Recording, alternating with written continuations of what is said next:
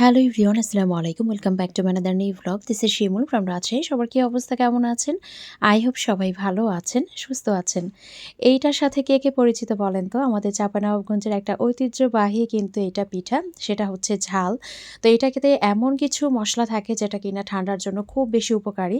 তো সকাল, সকাল আম্মা ঝাল রান্না করেছিল, সেটা খেয়ে বের হয়েছি। তো এটা হচ্ছে আমাদের বাসা। এই যে ফার্স্টে যেটা দেখছেন এটাও আমার মামার বাসা, আর ওইদিকে যে বিল্ডিংটা সেটাও কিন্তু আমার মামার বাসা। তো আজকে মামাদের বাসায় প্রায় ৩ থেকে ৪ বছর পর বেড়াতে এসেছি। তো আসলে অনেক দিন হয় আসি না, সবাই অনেক রাগ করে। তো এবার কিন্তু বাড়িতে এসেছি যে সবার সাথে দেখা সাক্ষাৎ করব, মানে সব আত্মীয়-স্বজনদের সাথে। তো এটা ছিল তার পরের দিন সকালবেলায়, একদম সকাল, সকাল ঘুম থেকে উঠেছি। আসলে এই বাগান বিলাসটার কথা কি বলবো, এই গাছটা দেখলেই মন ভরে যায়। আর যেহেতু এক গাছে ২ রকম ফুল, এটা দেখলে আরও ভালো লাগে। তো এটা কিন্তু ছাদে এখানে রেখেছে আমাদের বাসায় যে কাজ করেন ওই নানিটা।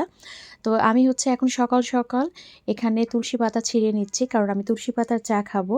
আর অনেক সকালে উঠেছি, এর কারণ হচ্ছে যেহেতু সকাল, সকাল ঘুম থেকে উঠি, তো দেখা যায় আমার সকালে ঘুম এমনিতেই ভেঙে যায়। আমি আর বেডে থাকতে পারি না। তো উঠে আমি একটু বিস্কিট খেয়েছিলাম। এরপরে ছাদে গিয়েছিলাম। তুলসী পাতা নিয়ে এসেছি।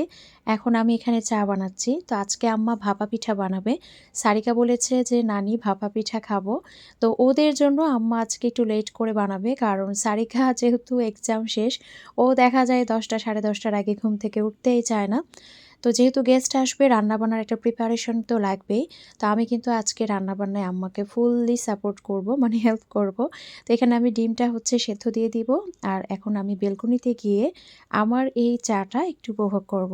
শীতের সকাল আসলে অন্যরকম সৌন্দর্য। যদিও আমাদের মতো যাদের ঠান্ডার একটু সমস্যা, একটু কষ্ট হয়ে যায়, কিন্তু সকালের যে ভিউটা থাকে, বাইরের যে ভিউটা থাকে, মাশাআল্লাহ, মাশাআল্লাহ, আল্লাহর সৃষ্টি, প্রকৃতি এত সুন্দর লাগে দেখতে, যেটা আসলে বলার বাইরে। তো এর মধ্যে কিন্তু ইজান উঠে গিয়েছে। ও বেডে যদি আমাকে না পায়, ও কিন্তু একদম বেড থেকে উঠে চলে আসে। তো এসে আমাকে খুঁজছিল। এর মধ্যে আমি ইজানকে গোসল করিয়ে দিয়েছি, যেহেতু বাসায় গেস্ট আসবে।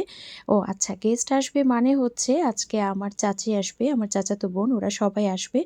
তো এখানে কিন্তু ইজান খুব আরাম করে খাচ্ছে।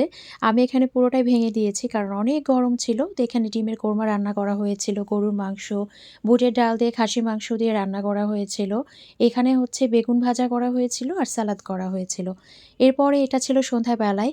আমার শীতের মধ্যে একদম আমার ফেভারিট যেটা হয় যে পিঠা, সেটা হচ্ছে এই দুধ পুলি পিঠা। এটা না হলে একদমই কিন্তু জমে না। তো আম্মা এটা বানিয়ে দিয়েছিল আর মাশাআল্লাহ অনেক সুন্দর হয়েছিল।